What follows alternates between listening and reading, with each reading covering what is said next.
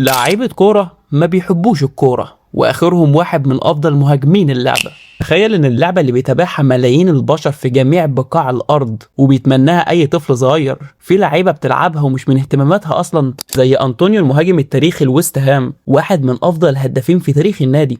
قال انه مش متابع الكورة اصلا، وحتى لما وقع مع ويست هام ما كانش يعرف ولا لعيب في الفرقة، وكمان ما كانش بيهمه الماتشات الكبيرة، لان ببساطة ما يعرفش هما بيلعبوا قدام مين. وكمان حط جنبه مدافع ارسنال بن وايت، واحد من افضل مدافعين الدوري الانجليزي اخر كام سنة، ولعيب في المنتخب كمان. قال انه ما كانش بيتفرج على كورة وهو صغير، ولحد دلوقتي ده خلاه حتى ما يعرفش معظم الاساطير. حط جنبهم كمان الحارس الالماني تير شتيجن، قال انه ما بيتفرجش على كورة كتير غير الماتشات الكبيرة، وكمان ممكن يخش الماتش وما يعرفش مين اللعيبة اللي بتلعب ضده. حط كمان جنبهم كارلوس تيفيز، اهو ده لعب اليونايتد والسيتي ويوفنتوس، وكسب دوري الابطال والدوري الانجليزي والدوري الايطالي، لكن الكوره مش من اولوياته اصلا، وممكن يتفرج على ماتش جولف بدل الكلاسيكو مثلا، وده هو قاله بنفسه. واخيرا واحد من افضل الاسترايكر في التاريخ، عمر باتيستوتا، اللي قال انه ما كانش بيحب يتفرج على الكوره خالص وهو صغير، وما كانش حتى عايز يبقى لعيب كوره، كان اهتمامه الاكبر بالمذاكره، لكن لما دخل الكوره وبقى لعيب حبها، وبقى من افضل لعيبه الارجنتينيين في التاريخ.